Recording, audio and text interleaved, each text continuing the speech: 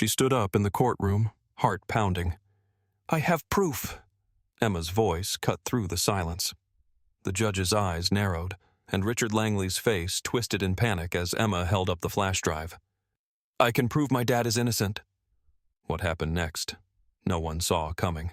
Emma's small fingers dug into the hard wood of the bench as the prosecutor's sharp voice echoed through the courtroom. Her knuckles turned white as her grip tightened. The cold air pressed down on her chest, making it hard to breathe. Her father, David Carter, sat slumped at the defendant's table, his head bowed, his shoulders sagging under the crushing weight of the accusations. His suit, wrinkled and slightly too large, only made him look more vulnerable, more like a man already defeated. The stark overhead lights cast harsh shadows on his tired face, accentuating the deep lines around his eyes and the hollowness in his cheeks. He looked like a man who hadn't slept in weeks.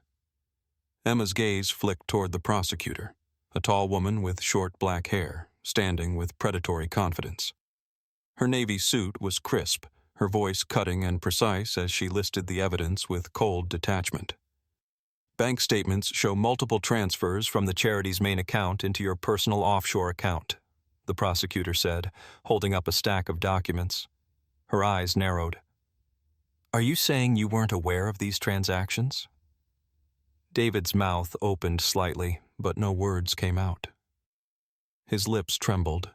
His eyes darted toward Emma, then toward Susan, who sat just behind them with a tissue pressed against her mouth.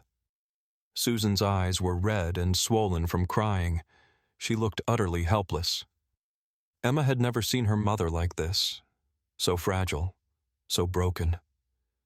I don't know," David finally managed. His voice was hollow, barely audible. The prosecutor's eyes flashed. "You don't know?" Her lips curled into a thin smile. "Mr. Carter, the video evidence clearly shows you sitting at your desk, logging into the charity's financial system and authorizing these transactions. Are you saying someone forced you?" David's face twisted in pain. His hands trembled as he rubbed his temples. He couldn't even look at the jury. Emma's eyes burned with tears. This wasn't right. Her dad was kind. He worked late nights, organizing charity events, helping families, raising money for sick children. He wasn't a thief. He wasn't a liar. He couldn't be. She glanced toward the back of the courtroom, where Richard Langley sat with a smug expression stretched across his face. Langley was the charity's treasurer.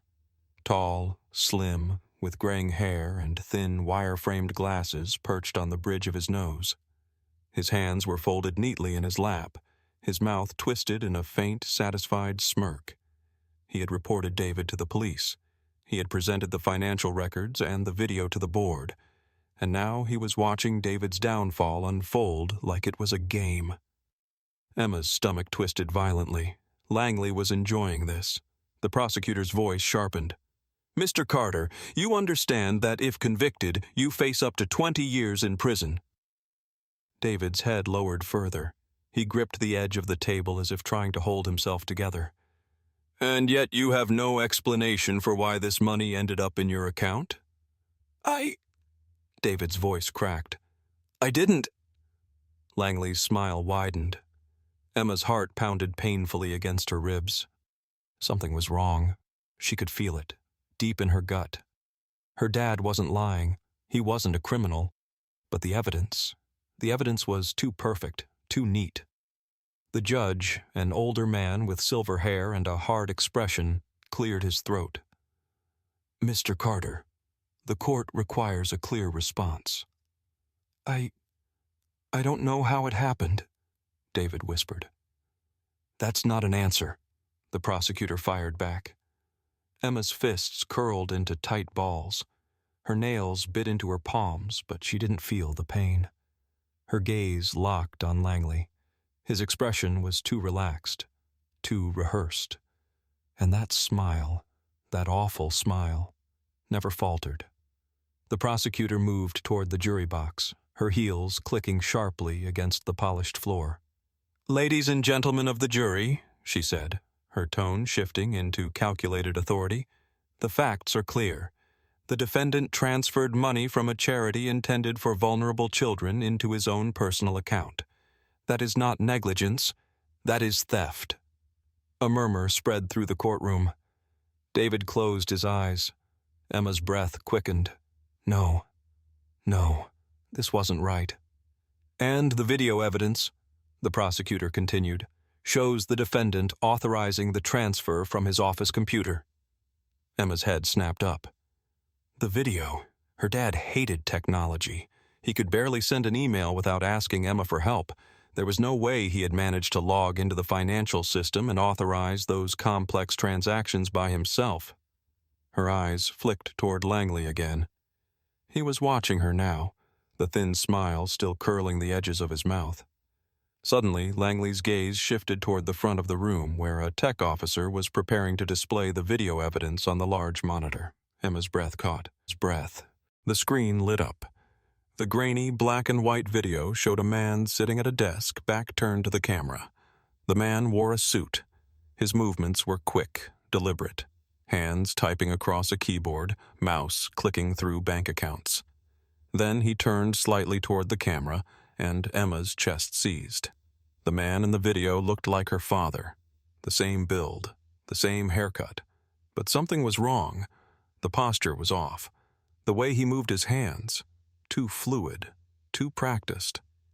Emma's eyes widened. Langley. Her gaze snapped toward him. His smile flickered. Just for a second, no one else seemed to notice. The prosecutor turned toward the judge. Your Honor, the state submits this as Exhibit A. Emma's breath quickened. No, this is wrong. She tugged on her mother's sleeve. Mom! Her voice was sharp, urgent. Susan's eyes widened. Emma, what? That's not Dad, Emma hissed. Susan's brows furrowed. What are you talking about? Emma leaned closer, her voice barely above a whisper. That's not Dad in the video. Emma. Susan shook her head, her expression weary and confused. Emma's mind raced. How could no one else see it? The slight difference in posture, the way his fingers moved over the keyboard, too quick, too confident. Langley's gaze flicked toward Emma, his smile faltering slightly. Emma narrowed her eyes. The judge's voice filled the room. Exhibit A is accepted into evidence. Emma's breath caught. Langley leaned back in his seat, his hands still calmly folded in his lap. His smile returned, wider this time. Emma's blood boiled. Her nails dug deeper into her palms. She didn't have proof, not yet, but she knew the truth. Langley had set this up. He had framed her father. Emma's chest heaved with barely contained rage. Langley thought he had won. He thought no one would question the evidence. But he had underestimated her. Her father might not be able to fight back, but she could. Emma's jaw tightened. She wouldn't let him get away with it. That night, Emma sat cross-legged on the floor of her bedroom, the dim glow of her laptop casting shadows across the room. Papers and notebooks were scattered around her in a chaotic mess, but her focus was razor-sharp. Her heart hammered in her chest, but her hands were steady as she flipped through the bank statements. Her father had always been careful with the charity's finances. He never left anything unchecked. Every dollar was accounted for. Until now. Her eyes narrowed as she scanned the list of transactions, her finger sliding down the paper. David Carter. Withdrawal. David Carter. Transfer. David Carter. Offshore account. Her throat tightened. The pattern was too clean, too calculated. The transactions weren't random. They were structured, spaced out just enough to avoid suspicion, but consistent enough to suggest deliberate action. Then she saw the name. Richard Langley. Her breath caught. His name appeared over and over again, but not where it should have. Langley wasn't listed as a donor or a beneficiary. He was listed as a recipient. Payments disguised as administrative costs, travel reimbursements, and consultant fees, all funneled directly into Langley's private account. Emma's stomach churned. Langley had been using the charity's funds for himself, and he had framed her dad to cover it up. Her hands shook as she pulled up the travel logs. Richard Langley had taken multiple fundraising trips over the last 2 years to Europe, Asia, even the Caribbean, all paid for by the charity. The dates matched the transactions. Every time Langley traveled, a new transfer appeared under her father's name. Langley had used the system's automatic authorizations, a feature David himself had installed for convenience, to make it look like David was behind the transfers. It was brilliant and evil. Emma's vision blurred with anger. Langley had been sitting there in court, smirking while her father's life unraveled. He had been watching David crumble under the weight of false accusations he had engineered. Her jaw tightened. Her gaze flicked toward her phone. Her mother needed to know. The next morning, Emma stood in the kitchen, clutching the bank statements. Susan was pouring coffee into a mug. The dark circles under her eyes evidenced that she hadn't slept. Her hand trembled as she set the pot down. She hadn't been herself since the trial started. She looked thinner, weaker. Emma stepped forward. "Mom?" Susan looked up, her expression distant. "What is it, honey?" Emma took a shaky breath. "Dad didn't do it." Susan's brow creased. "Emma, it was Richard Langley." Emma held up the papers. "Look, the payments match the dates when Langley traveled. He's the one who stole the money." Susan's eyes darkened as she took the papers. Her gaze sharpened as she scanned the transactions. This can't be right." "It is," Emma insisted. "Langley used Dad's login credentials. He knew about the automatic authorizations. He used them to make it look like Dad was behind it." Susan's face paled. "Emma, we need to tell the lawyer." Emma nodded. Relief swelled in her chest. Finally, someone believed her. They could fix this. But the relief didn't last long. The next morning at the courthouse, Emma walked down the long marble hallway toward the courtroom, clutching the folder of evidence tightly to her chest. Her heart was racing, but her steps were steady. Her dad was going to be okay. They had proof. The lawyer would present the evidence, and Langley would be exposed for the liar and thief he was. As she approached the courtroom doors, Richard Langley stepped out from the shadows. Emma's breath hitched. Langley smiled, thin and sharp. His dark eyes glinted under the fluorescent lights. He was dressed perfectly as always, his tailored suit crisp, his hair neatly combed back. "Careful, little girl," he said softly, his voice like poisoned honey. Emma froze. Her grip on the folder tightened. Langley took a step closer, his eyes cold and predatory. "You don't want to get your daddy into more trouble, do you?" Emma's eyes narrowed. Her pulse thundered in her ears. Langley's smile widened. "The judge is already leaning toward a conviction. If more evidence suddenly appeared, well, you wouldn't want that, would you?" Emma's jaw clenched. "You're bluffing," Langley chuckled. "Am I?" Emma's chest heaved. He was threatening her, openly, in the middle of the courthouse. But there was no one around, no cameras, no witnesses. "You won't get away with this," Emma hissed. Langley's smile thinned. His gaze darkened. "I already have." Emma's stomach twisted. Langley leaned down, his breath brushing her ear. "You're a smart girl, but smart girls don't always win." Emma's eyes burned with rage. Langley straightened, adjusted his cufflinks, and turned toward the courtroom. He glanced back at her one last time. "Be a good girl and let this go." Emma's heart hammered painfully in her chest. She stood frozen, watching him disappear through the heavy courtroom doors. Her fingers curled around the folder. No. Langley thought he had won. He thought he had scared her into silence, but he had underestimated her. Emma took a steady breath, squared her shoulders, and stepped toward the courtroom. Her father's life was on the line, and she was going to make sure Langley's lies came crashing down. The tension in the courtroom was suffocating. The fluorescent lights buzzed faintly, casting a sterile glow over the polished wood and cold marble walls.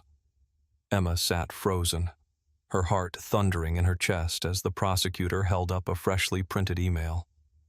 "This email," the prosecutor said, her tone sharp and cutting, "was sent from David Carter's personal account, authorizing the transfer of funds into an offshore account." David's lawyer shot to his feet. "Objection! This evidence has not been authenticated." The judge's face remained hard as stone. "Overruled." Emma's hands gripped the edge of the bench so tightly her knuckles burned. She could feel the walls closing in, the weight of inevitability crashing down on her father like a tidal wave. Her father's face was pale, his eyes hollow as he stared down at the table. He was slipping away, and that's when it hit her. If she didn't act now, it would be over. Emma stood suddenly. "I have evidence." Her voice, high and clear, cut through the charged silence. Heads turned. Gasps rippled through the room. The judge's gaze sharpened. "Young lady, you cannot speak out in court without permission." "I have proof." Emma's voice rose, her hands shaking as she held up the USB drive. "Richard Langley is the one stealing from the charity." A wave of murmurs swept through the gallery. Jurors exchanged stunned looks. Langley's expression darkened. His mouth twitched, but the edges of his lips remained curled upward in that faint, predatory smile. Emma stepped toward the front of the courtroom. Her knees were trembling, but she forced herself to stand tall. Her eyes locked on Langley. "I found records showing that Mr. Langley received funds from the charity under fake names. He forged the authorization emails using my dad's account." The prosecutor's eyes widened. "What?" Langley stood abruptly. "This is ridiculous." His voice cracked. His smile faltered. "She's just a child." Emma's face burned with rage. "I'm not lying." David's lawyer stepped forward, his eyes hard as steel. "Let her speak." Emma handed the USB drive to the lawyer, her pulse roaring in her ears. The lawyer plugged it into his laptop and connected it to the courtroom's display screen. A series of financial statements and transaction logs flashed onto the screen. Emma's heart raced. The room fell into stunned silence as the first transaction appeared. Then another. Then another. Payment after payment, all routed to an account under Langley's name. The amounts were staggering. Tens of thousands of dollars, withdrawn under false pretenses. Langley's face drained of color. This is a mistake." Emma's jaw clenched. "No, it's not." The prosecutor's mouth tightened. "Your Honor, the evidence clearly shows that Mr. Langley created false accounts to divert funds from the charity into his own pocket." David's lawyer pointed at the screen. "These transactions match Langley's travel history. The accounts are linked directly to his personal offshore holdings." Langley's mouth opened, but no sound came out. His hands gripped the sides of the table, knuckles white. Emma's eyes never left him. "He set up my dad. He made it look like my dad was behind it." Langley's breathing quickened. His chest heaved. His gaze darted toward the exit, calculating. He took a small step back. "Mr. Langley," the judge's voice was sharp, "do you have an explanation for this?" Langley's mouth twisted. This is absurd. The evidence could be fake." Emma's eyes narrowed. "Then explain why the accounts are linked to your passport number." Langley's face contorted in panic. Sweat formed along his hairline. The prosecutor took a step toward him. "You knew about the automatic authorization feature. You had access to the charity's financial software. That doesn't mean you created the accounts." The prosecutor cut him off, voice sharp and cold. "You made it look like Mr. Carter was responsible." Langley's lips parted, his breath coming fast and shallow. The judge's gavel slammed down. "Mr. Langley, you are hereby detained for further investigation." Langley's mouth opened, but no sound emerged. The bailiff stepped toward him. Langley's eyes flashed toward Emma. His face twisted into something dark and ugly. "You—" Emma's eyes sharpened. Langley lunged toward her. Emma flinched, but the bailiff intercepted Langley before he could reach her. Langley twisted violently, struggling against the bailiff's grip as his thin smile dissolved into pure rage. "You think this is over?" Langley snarled, his voice low and venomous. "You think you've won?" Emma took a step forward, her gaze cutting into him like a knife. "I know I've won." Langley's jaw tightened. "You're going to regret this." Emma's chin lifted. "No, you are." The bailiff hauled Langley toward the side door as the room erupted into noise. Reporters scrambling for their phones, gasps and murmurs spreading through the gallery. David's lawyer turned toward Emma, his face pale with disbelief. How did you find this?" Emma's hands shook as the adrenaline drained from her system. Her chest was rising and falling rapidly. "I looked where no one else was looking." David rose from the defendant's table.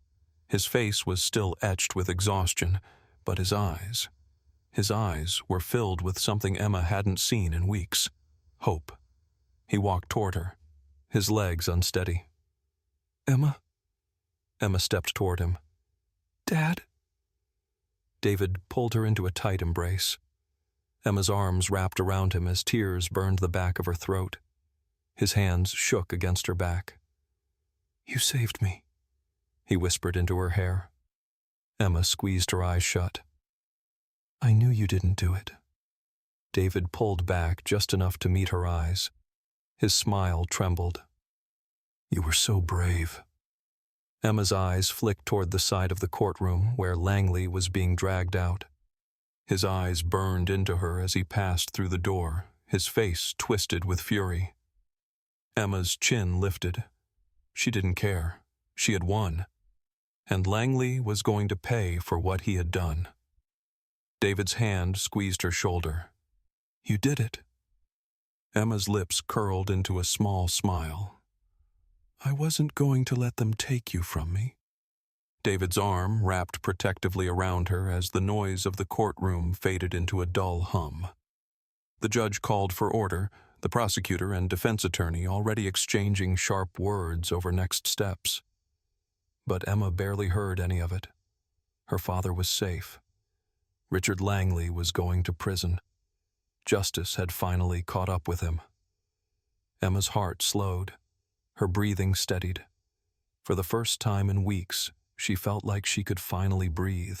Emma sat on the weathered wooden porch, her small hand tucked inside her father's larger one. The sun was low on the horizon, casting a golden glow over the yard. The evening air was warm, carrying the faint scent of freshly cut grass and distant flowers. The steady chirping of crickets mixed with the rhythmic creaking of the old porch swing beneath them. It was the first time in weeks that Emma could sit still without feeling the crushing weight of fear in her chest. David's hand tightened around hers. His fingers were rough, calloused from years of work, but the way they curled around her hand was gentle, reassuring. He hadn't let go since they sat down.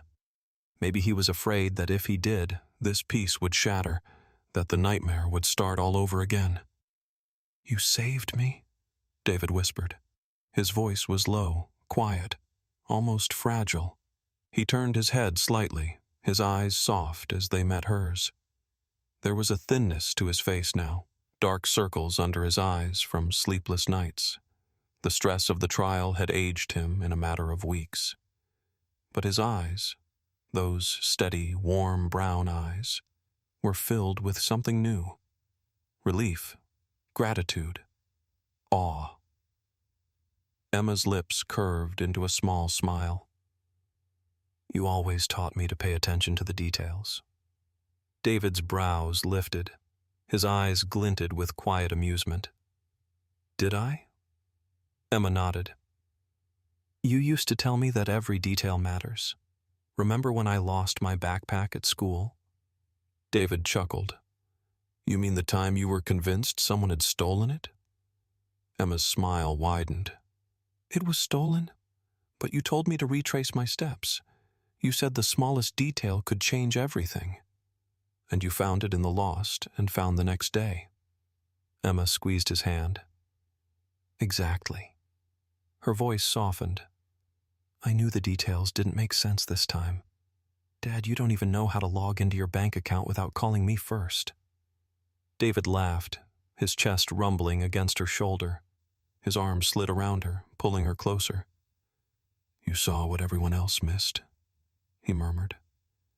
Emma leaned her head against his shoulder. I couldn't let them take you from me. David's hand slid through her hair. He pressed a kiss to the top of her head, lingering for a moment. You were so brave, he said, his voice thick with emotion. Emma's eyes fluttered shut as warmth spread through her chest. For the first time in weeks, she felt safe. But the memory of the trial still lingered in the back of her mind. Richard Langley's twisted smile, the sharp edge of his voice when he tried to discredit her, the dark rage in his eyes when the evidence was presented, when the truth finally came out. Richard Langley had been charged with fraud and money laundering.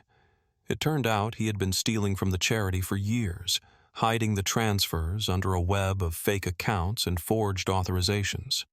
He had been clever, too clever, but not clever enough to outsmart Emma. Langley had been arrogant. He thought no one would question him.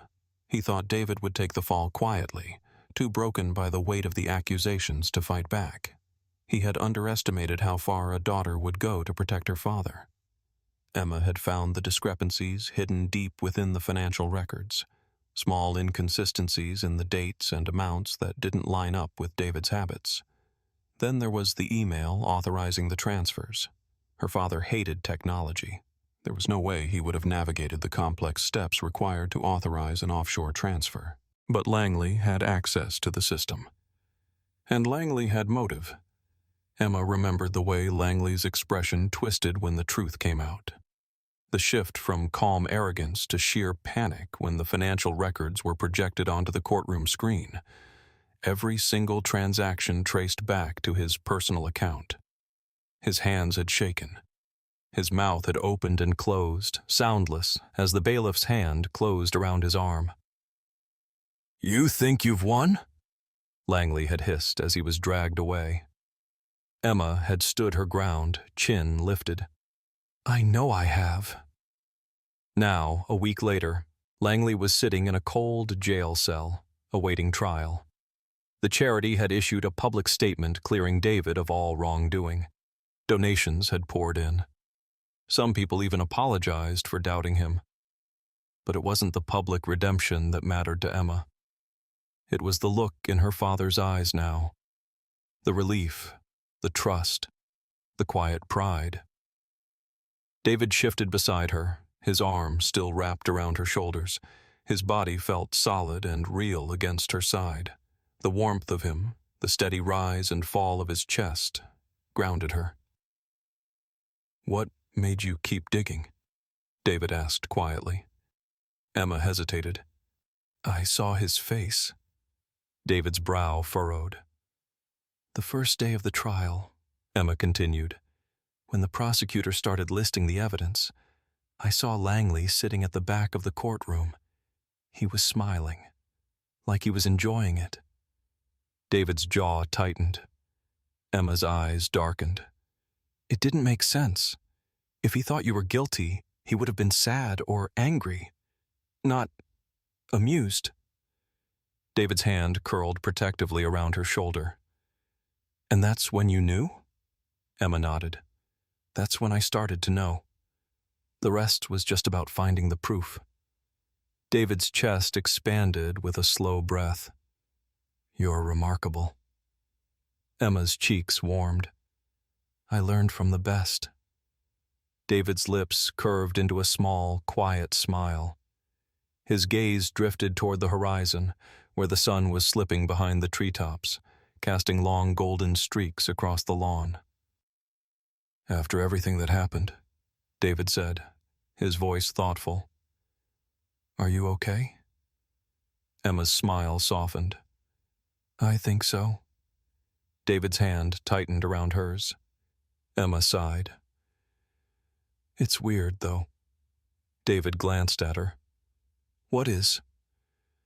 "I always thought, if something like this happened, the adults would fix it."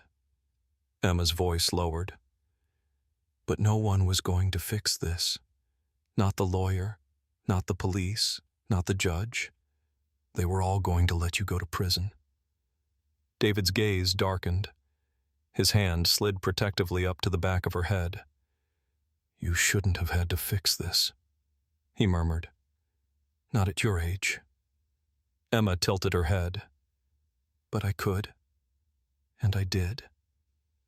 David's mouth twitched. "You're dangerous." Emma grinned. "A little." David chuckled, but his expression turned serious. "I'm so proud of you." His voice tightened. "I don't know how I'm supposed to thank you for this." Emma's smile widened. "Just promise me one thing." David's brow lifted. "Anything. Next time you get an email about an offshore account, maybe ask me before approving it?" David laughed, his chest rumbling beneath her head. "Deal." Emma sighed, nestling into his side as the last light of the sun disappeared behind the trees. Her father's arm tightened around her. The world felt quiet, peaceful, whole. Justice had been served, and it had started with a little girl who refused to stay silent.